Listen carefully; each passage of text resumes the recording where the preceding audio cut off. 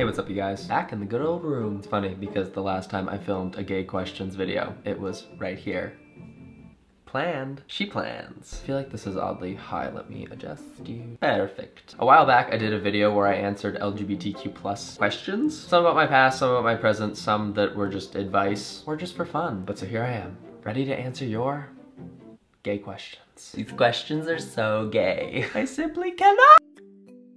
Do you have any embarrassing date stories? Starting it off with a bang. In all honesty, I don't go on many dates, and it just so happens that most people I find myself liking are already people that I'm like friends with. So it's almost like we skip the first date because we already know each other. But the closest thing to this answer that I can think about, or to answer this question, one time I went on a date with a boy, and within like the first 10 seconds of meeting him, he just called himself boring.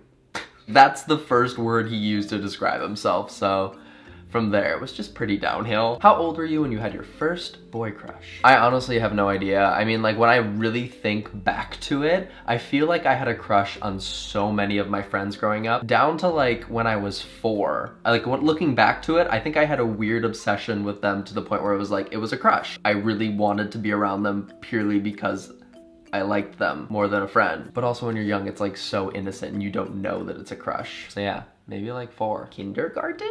Oh my god. Is it difficult being LGBTQ+? I've always wondered. I think the way that I see it is that, yes, of course it is difficult. Being the minority or being discriminated is obviously a difficult thing that comes with being gay or bi or transgender. But the way I see it is that everything is difficult. It's difficult for people of all different religions, all different races, all different sexualities, mental health, physical disabilities. Everyone has baggage. Everyone has something that is difficult in their lives. So yeah, I mean, it's definitely difficult at times to be a part of the community, mostly from outside sources. But then I just remember that everyone has it hard. Yikes. But it's also great, it's fun. Okay, next question.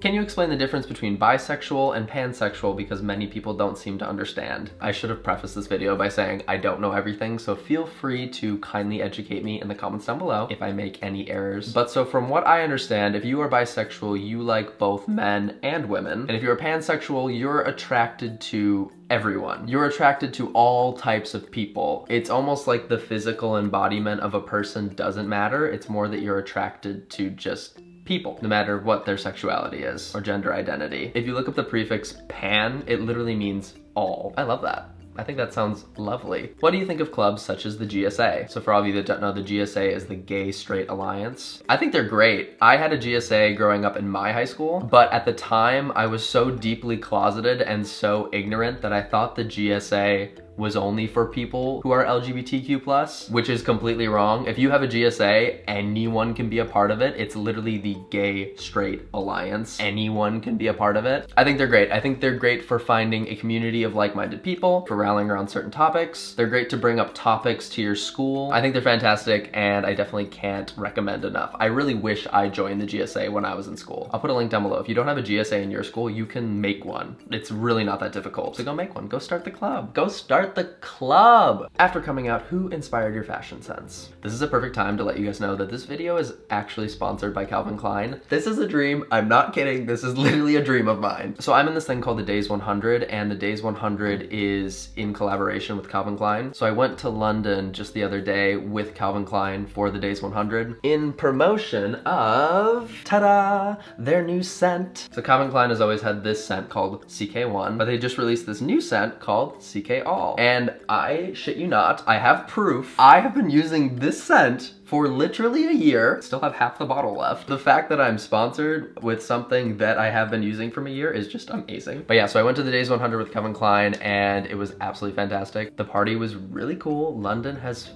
far better parties than America.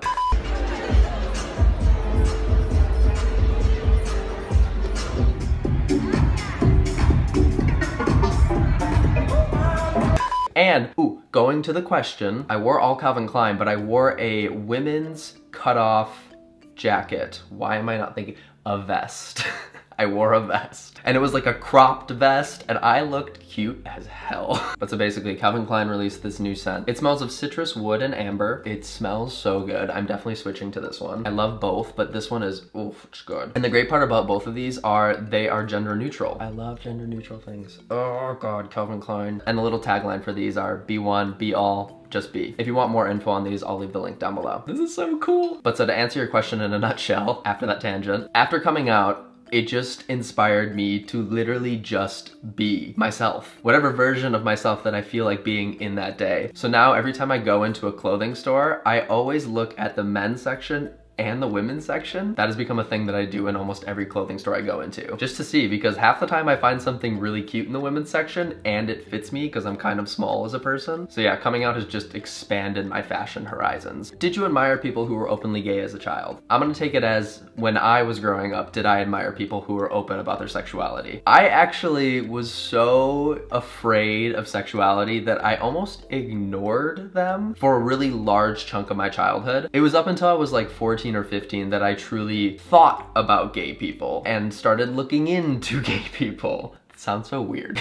I'm like literally researching them on my computer. But me in present day, oh my God, they're like my heroes. I totally admire anyone who's open about their sexuality, but I also just kids who are open about their sexuality. I didn't have enough courage to do that, so I think those people are strong, courageous, just amazing, incredible people. I find them so inspiring. If you did drag, what would your drag name be? First of all, can I just give the quickest amount of praise to RuPaul's Drag Race, my favorite show in existence, season 9.